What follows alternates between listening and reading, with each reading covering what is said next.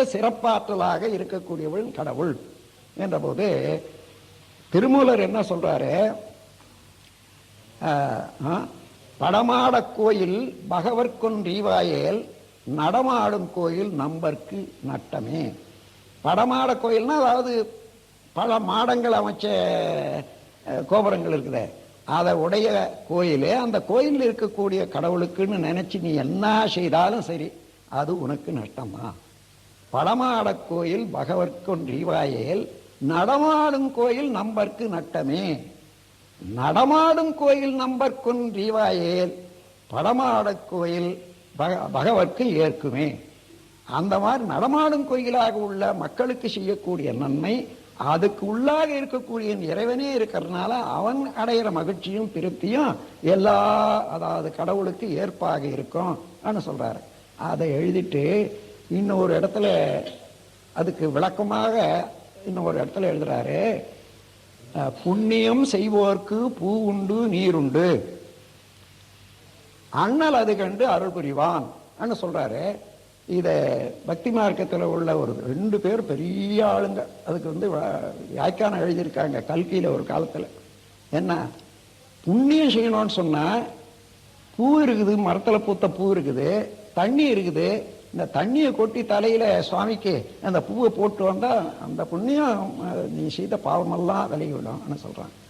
அவர் சொல்றது புண்ணியன்றது மனித உயிருக்கு செய்யக்கூடிய எல்லாத்துலயும் உணவளிப்பத்தான். அந்த உணவு உற்பத்தி பண்றதுக்கு பூமி இருக்குது, தண்ணி இருக்குது. புண்ணியம் செய்வோருக்கு பூ உண்டு நீர் உண்டு. நீ அதை 2ஐயும் சேர்த்தினா உனக்கு அண்ணல் அது கண்டு அருள் புரிவான்.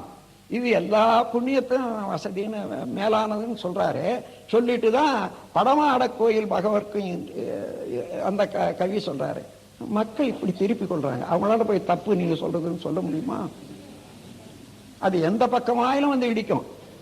எனவே அந்த மாதிரி சமுதாயத்துல வெறுப்புணர்ச்சி ஏற்படுத்தி கொள்ளாதீங்க. நாம் செய்யத்தான் சரியாக இருந்த போதிலும் கூட அது இன்னொருத்தருக்கு சொல்லவே கூடாது, எடுத்துக்காட்டவே கூடாது. அவர்கள் விரும்பியவர்களுக்குத்தான் இந்த உணர்வு பற்றியும் உலக சமுதாய சேவா சங்கத்தை பற்றியும் இருக்கணுமே தவிர விரும்பாதவர்களாண்ட சொல்ற போது எதிர்ப்பும் அலட்சியம் தான் உண்டாகும். எனவே ஆசிரியர்களாக இருக்கக்கூடியவர்கள் பேசுற பேச்சில இதெல்லாம் கொஞ்சம் ஜாக்கிரதையா தான் வச்சுக்கணும். நீங்க பாத்தீங்களா என்னுடைய பேச்சில ஒருத்தருக்கும் மனம் புண்படாத அதே நேரத்தில் அறிவுக்கு உணர்வை கொடுக்கறது தான் என்னுடைய இது. இதையே நீங்க ஃபாலோ பண்ணணும். இல்லைன்னா இந்த கூட்டம் எல்லாத்தையும் தள்ளி விட்டுட்டு இவங்க தான் பேச்சுன்னு சொல்றாங்கயா ஆமா, அவனுக்கு ஒன்றும் தெரியாது.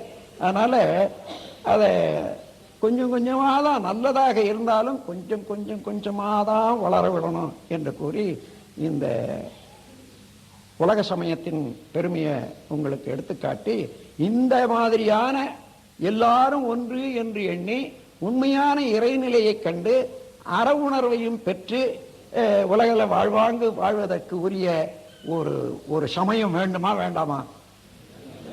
அந்த சமயத்துக்கு பேர் தான் உலக சமயம்.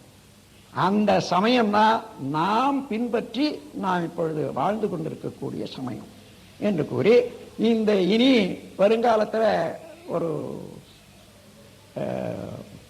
அரசியல்ல ஓட்டு போடுறதுக்காக திருத்துறாங்க பாருங்க, தாழ் திருத்துறாங்களே, அதில் ஸ்டாட்டிஸ்டிக் எடுப்பாங்க. நீ என்ன மதம்னுட்டு என்ன மதம்னு நீங்க சொல்லுவீங்க. இப்போ தைரியமா சொல்லணும், உலக பொது அருள் நெறி சமயம்.